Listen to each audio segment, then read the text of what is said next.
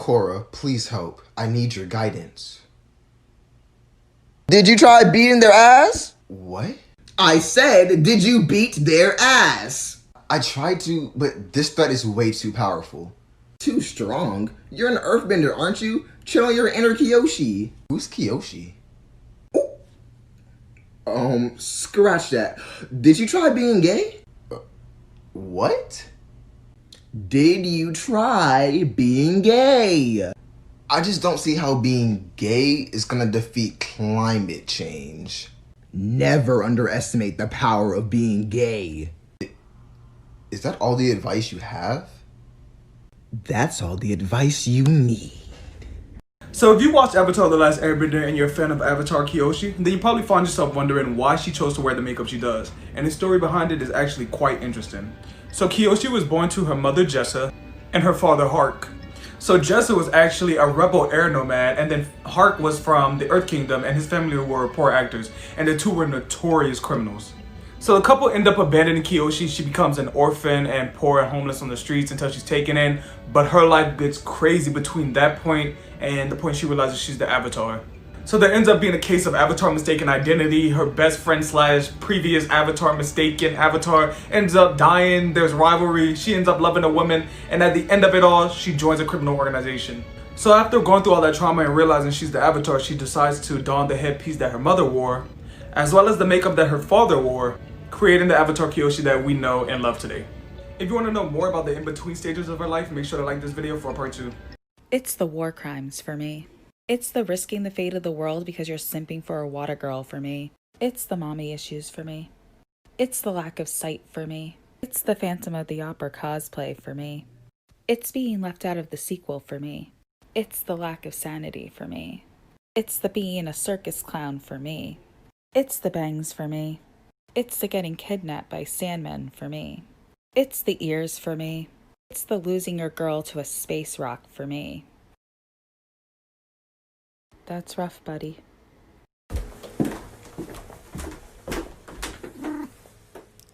You only survive because I let you. You only exist because I allow it. Oh, my little bones. Oh, my little bones. It hurts. It hurts. Stop it.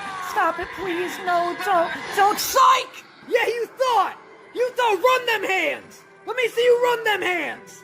You want to bloodbend me? Bitch, I get erect on command. Alright, shut up. You shut up. That's why your shoes raggedy. That's why your mama dead. Dead as hell. What shoes she got on? What shoes she had on her casket? Not now, Batar. I'm trying to sneak around Republic City, but my robot is dummy thick and the clap of its ass cheeks keeps alerting Korra. Is this part 9 of Milo being an absolute king? Iki, this is all your fault. What? I didn't do anything. Exactly. You need to start pulling your weight. That goes for you too, so-called leader. Look at this man. Calling people out when they need to be called out. That's a sign of a true leader right there.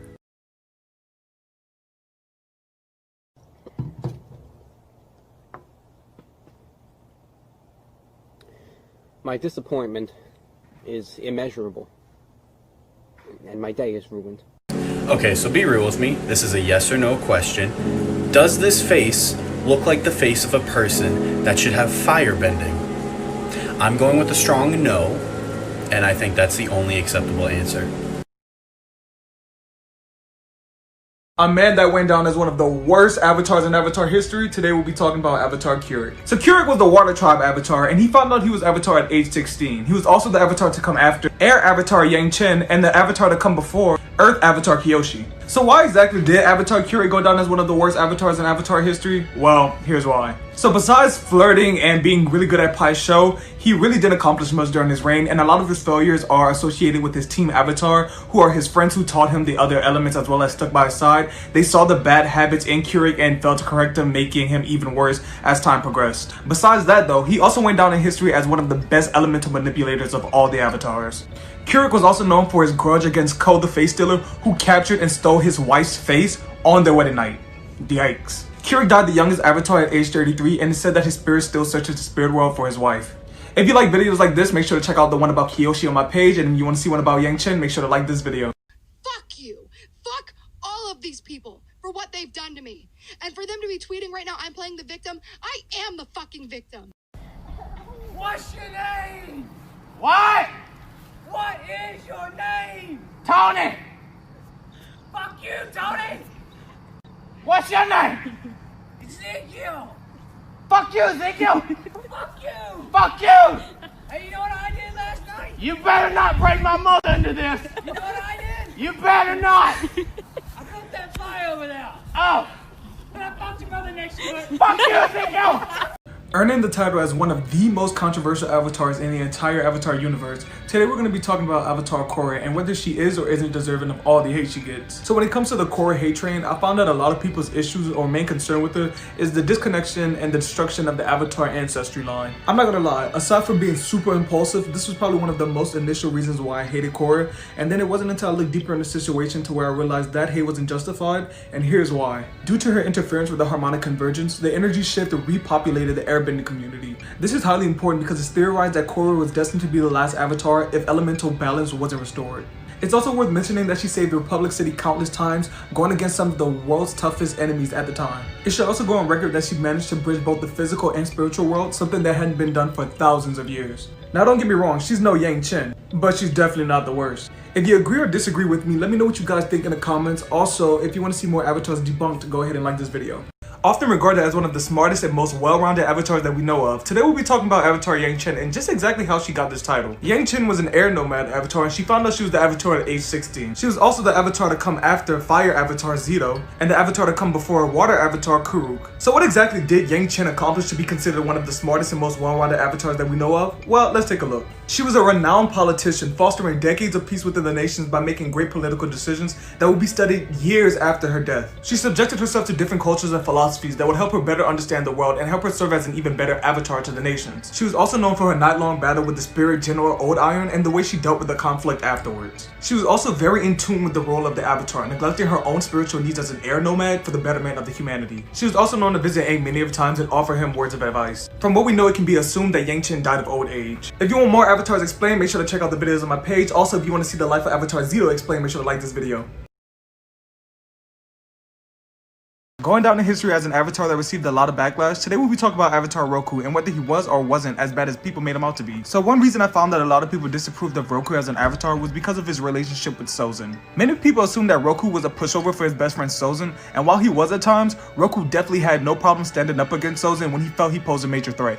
This could be seen after Roku threatened Sozin with immediate death if he were to take any more steps into expanding the Fire Nation. We later learned that sparing Sozin would come back to bite Roku, but if I were placed in the same situation, I would probably do the same thing. Another reason people label Roku as a bad avatar is because of his decision to fight the volcanoes. For some reason, people thought that he chose the volcanoes over the rest of the world, and that couldn't be further from the case. Roku actually tried to stop the volcanoes in order to save the thousands of people housed on the island, and he actually managed to stop one of them. He was later taken advantage of by Sozin and died trying to stop the second one. All in all, I think Sozin was just really the biggest problem with Roku. If you guys want to see more avatars debunked, go ahead and check out the videos on my page. Also, if you want to see more videos about more avatars, make sure to like this video. Heavily regarded as savior of the Fire Nation, today we'll be taking a look at Avatar Zito and how his influence helped shape the Fire Nation into what it is today. So during Zito's reign as Avatar, the Fire Nation was in a big state of chaos, being ran by several different warlords instead of a united royal family. Noticing how bad things really were caused Zito to make the decision to focus all his efforts as Avatar on his home front instead of moving across the world like other avatars had. Zito took a government post as Minister of the Royal Court, and it was here that his legacy really began. So after taking the post, Zito demanded that he move up the ranks organically instead of being shown any favoritism for being an avatar. With this mindset, he soon became Grand Advisor, a position which led him to create a bunch of change. He was able to end the open hostilities between rival noble families and create lasting peace. He also worked on the economy, creating reliefs that would go ahead and decrease the rate of peasantry, poverty, and famine. All in all, without Zito's help, who knows what really would have become of the Fire Nation. If you like this video and want to see other avatars explained, make sure to check out the videos on my page. Also, if you want to see other videos about other avatars, make sure to like this video. I made a video showing how Korra and Zuko can be seen as parallels, and I forgot to include this in like all the videos where I've talked about this, but Korra and Zuko's ponytails are pretty similar if you look at them. I mean, like, and I know there's like only so many ways to animate a ponytail, but there's also a lot of hairstyles they could have given Korra, but they deliberately chose a high ponytail, just like Zuko's. And in the episode Korra Alone, she does the haircut thing just like Zuko. Like, the episode's called Korra Alone. Their journeys were literally meant to parallel each other. Korra was meant to be the antithesis of Aang, so stop commenting on my video. Well, I'm gonna compare them because they were both avatars. If you have to compare them as foils like I did, not as parallels. Korra and Zuko, however, can be seen as parallels. If you want more details about how Zuko and Korra are parallels, you can go watch my other video because it's a lot of information, but I just wanted to say they have the same ponytail. And if you're gonna hate on Korra without considering the complexity of her character or the complexity of the issues she was dealing with, please block me.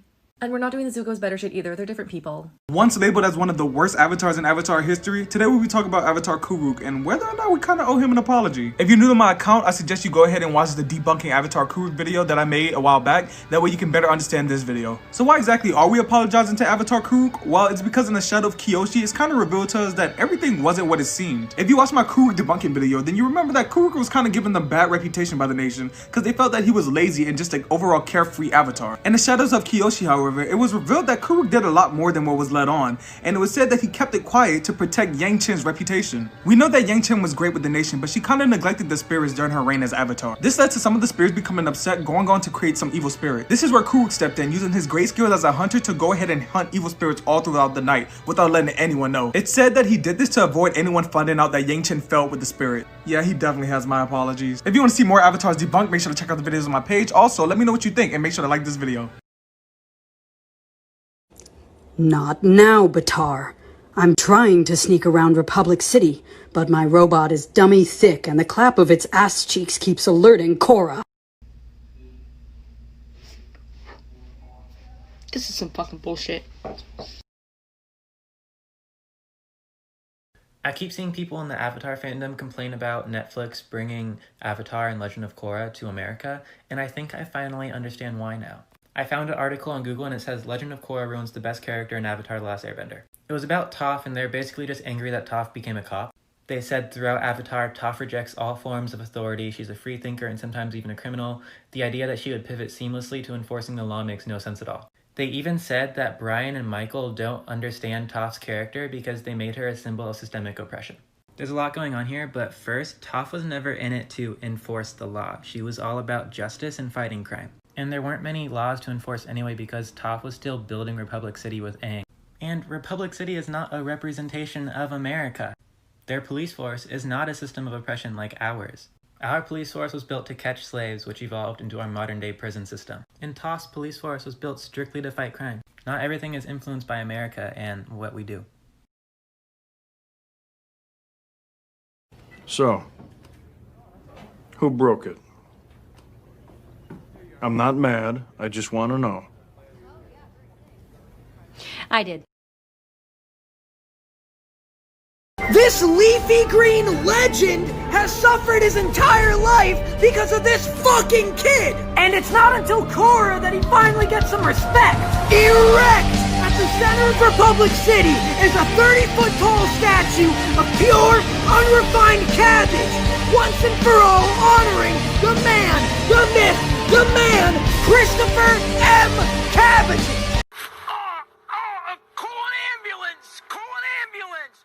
But not for me! Fellas, do you want a girl who's gonna treat you with respect and value your time? You mean like a boyfriend or like a slave? Yes. Me neither! Eska's so fucking hardcore that she makes Bolin call her daddy!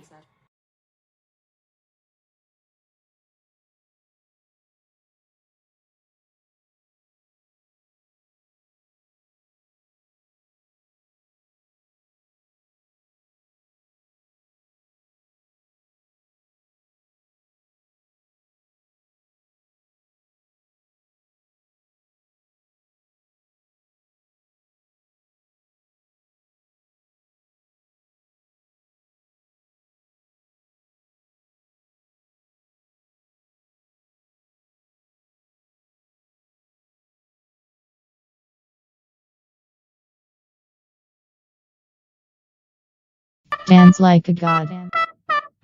Dance like a god.